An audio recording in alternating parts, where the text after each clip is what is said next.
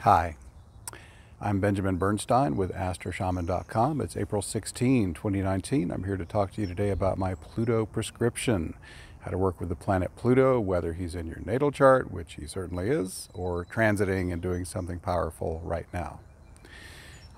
As I record this here in 2019, of course, Pluto is very powerfully lined up with Saturn in the South Node all year long. So he's a very potent force, as I talked about in my 2019 full year video forecast, which is also available here on my YouTube page. So anyhow, let me get down to what I'm here for. When I've worked with Pluto and having done now well over 7,000 astrology consultations, I've seen his workings.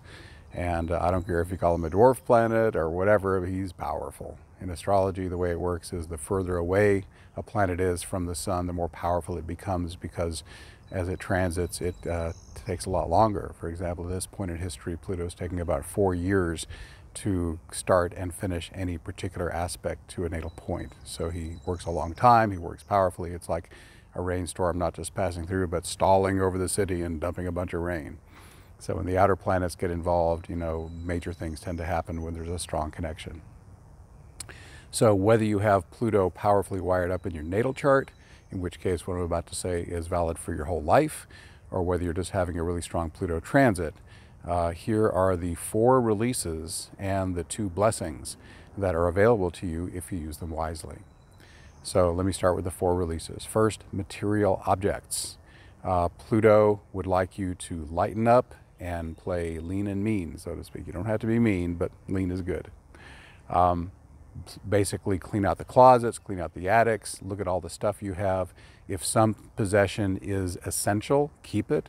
If it makes your life more wonderful, keep it. Otherwise, can you be without it? The problem with keeping a lot of stuff that isn't being really used and making your life wonderful is that it carries old energy. It may be from years ago. It carries the vibration of your prior self. And if you're a consciously evolving person, and I assume you are if you're watching this, then any old stuff you keep around that isn't actually useful becomes a drag on you psychically. So all the weight of that stuff energetically kind of slows you down and drags you down. And of course, there's practical things. You have to have a place to put the object. You might have to insure it or maintain it or whatever. There's just baggage associated with owning something. You have to really believe that everything you own also owns you. So if you have a strong Pluto energy right now, consider, would I be better off without this object? Whether you sell it, donate it, recycle it, throw it away, whatever. Just look really seriously at that stuff and say, what can I do without? In my own life, about 7 years ago, I relocated from a larger house to a smaller house. And within a few months, I got rid of 80% of my possessions. And what stunned me was how much better I felt without all that stuff. A constantly evolving person comes to understand what's valuable about them is not the possessions they have, but the consciousness they hold. So that's first level, stuff. Second level, with a strong Pluto connection, look at your relationships. You want to be connecting with people who are helping you consciously evolve in a good way. So who you want to be hanging out with under a Pluto transit is people who are catalyzing your growth and your evolution, hopefully in a positive and helpful way. So look at the people who are wonderful, who are making your life better, hang out with them. And Pluto offers the opportunity to go deeper with them, go into a deeper, more authentic, naked, vulnerable, soul-connected way. How deep and wonderful can you make that connection? On the other extreme with the relationships are the people who are toxic, negative, nasty. They're showing no indication or desire to change, or if they're trying, they ain't doing it. So with those people, if the main quality of the connection is negative, consider seriously, would it be better to just break contact entirely? If I can't go that far, can I at least minimize contact? If you're an adult, then you have the choice about who you do and do not connect with. Now, obviously, if you're in a job or you have certain situations in which you cannot avoid interacting with a negative person, then you use that as grist for the mill and you do shadow work from it. But if you have a choice, then know that you are able to choose. I will choose that there may be certain people I'll simply break contact with. And if that's hard for you to do, just say, this is just for now.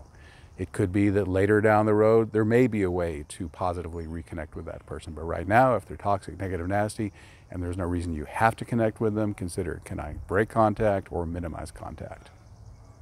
There may be some people who are a little iffy in between. There's some wonderful things about this connection. There's some really challenging things about this connection. Then consider, is it possible this person and I could come together and consciously work to make the relationship better? Based on my own life experience and hearing thousands of life stories from clients, what I have come to believe myself is that both people have to be strongly motivated if that's going to work. They both really have to want to change. Think about in your own life, even when you really wanted to make a big change, how hard that can be. Just the weight of your old habits and patterns and wounds weighing against the change. How much less likely is it that a person is just going to change because you want them to and they don't really have that core desire? So basically, if both people are motivated to change and you have a good tool for that, and my favorite tool, as I repeat all in my forecasts, is the 4-part nonviolent communication process. And to learn more about that, just go online, Google it. 4-part nonviolent communication process. It explains how you and the person can set up this beautiful process where you can each fully lay out your reality around a given scenario and work with that. So that's 2 relationships. 3 is your habit patterns. What are you doing all the time, routinely? Of course, keep brushing your teeth, for sure. But if there's something you're doing, it may be that at one time that was an awesome habit and was really helpful for you, or it was a necessary adaptation. But is it really necessary now? So look, most of the time we just go through our habits, we don't even think about them. They're unconscious by their very nature. But be the witness of your own habit patterns, and as you see yourself doing something you routinely do, ask yourself, could I just not do that? Would it be better not to spend that time? Or could this habit be improved? Still do the same sort of thing, but take it to the next level. Maybe there's some new habits you want to kick in. So look at your habit patterns that take a lot of your time, and look mindfully at which ones you want to consciously continue or not. The 4th and final Pluto release is your own limited thinking. We all have a box that we're in conceptually because of the way we were brought up, what we've been born to believe. We believe only this is possible in my life. I got a cat approaching, so that caught my attention there. It's our cat, it's okay. Anyhow, ask yourself, the bubble I'm in, the realm of reality I perceive as possible in my life, am I happy in that framework? Is that a big enough box for me? And if it is, fantastic, no need to work on that. But if not, then maybe you need a bigger box. And you may think, oh, that only this is possible and that's all I can have. But ask yourself, just dare for a moment to dream that whatever reason you have for why it can't be that way disappeared. The magic wand got away, poof, the obstruction's gone. What would you be like then? Just dare for a moment to dream, what if that could be real for me? And if that vision excites you and stimulates you, then maybe there is a way to get there that you just haven't thought through yet. So those are the 4 releases that are really helpful when Pluto is strong. Release the stuff you don't need, the relationships that are not helping you, the habits that are wasting your time, and the limited thinking that's restricting your possibilities as a human. So that's the releases. Then Pluto offers 2 empowerments, wealth and power. So wealth, of course, that can be money. Money's wonderful. It's helpful in most of our societies around the world. But wealth can be anything you value. For me, wealth is spiritual consciousness. Wealth is community. Wealth is good friends. Wealth is time to do the things I love to do. So those things are, to me, more important than money. So just figure out what's wealth to me. What do I really value? And ask for more of that from Pluto. Then power comes in 2 basic flavors. There's power over and power with. Now, power over is exemplified by people who dominate, control. They play a zero-sum game. For them to win, you have to lose. And people in this mindset often will not hesitate to lie or cheat or steal or whatever they got to do to feel like they won. They have power by, having it over someone else, having you under their thumb. So that's the way a lot of people do power, and it's a more basic way. And you can live in that dog-eat-dog realm of power if you want, but personally, I like the power with paradigm, which is where you share power. The goal is to not be dominant, but to share power so that everybody wins. The rising tide of power lifts all the boats. Now, to have this level of power, I believe you really have to have a certain level of inner connection, a certain level of awakening within yourself, where you have tapped into the inner power, the spiritual power, the juju that we all have as living beings. And when you are tapped in enough to that power, then you don't need the power from other people because you actually have an overabundance. And then your desire becomes not to control others, but to how can I help others move into their power? How can I give my overflow for the benefit of others? So it's power that serves, not power that selfishly controls. So those are the two great gifts of Pluto.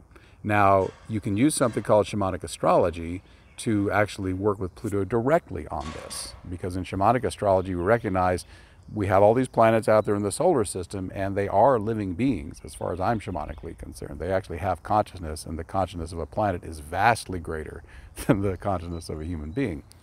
And Pluto, or any other planet, also exists within you.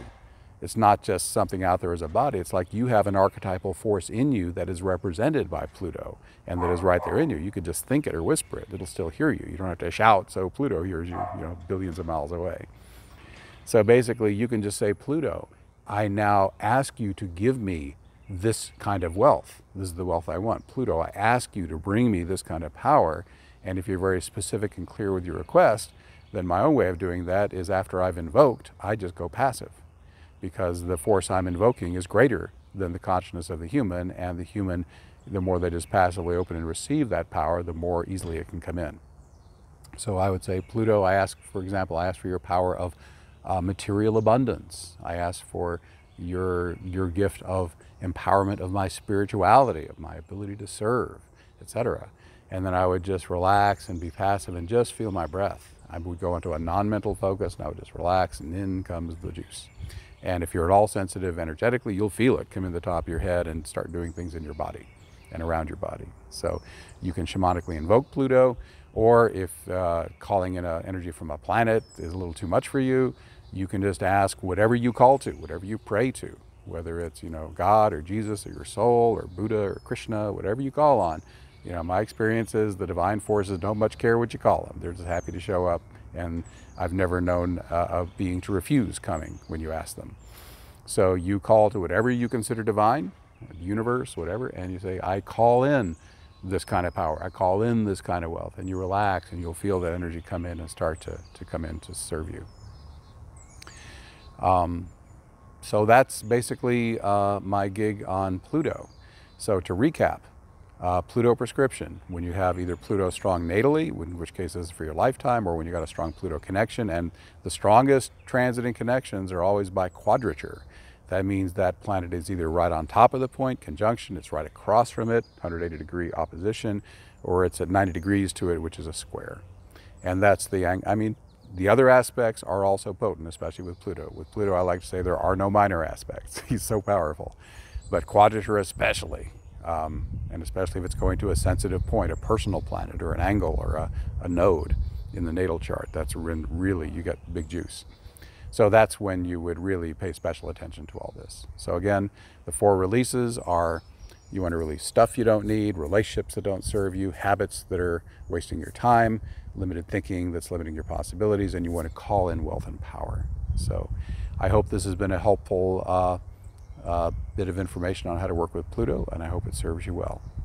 If you're interested in work with me, you can go to astroshaman.com and go to services. You can learn more about what I do with astrology, with shamanic healing, with life coaching, with awakening invocations, and there's a whole lot more, ton of free stuff on the site. I think you'll enjoy exploring it. Thanks so much. I appreciate your attention, and I wish you infinite blessings. Bye-bye.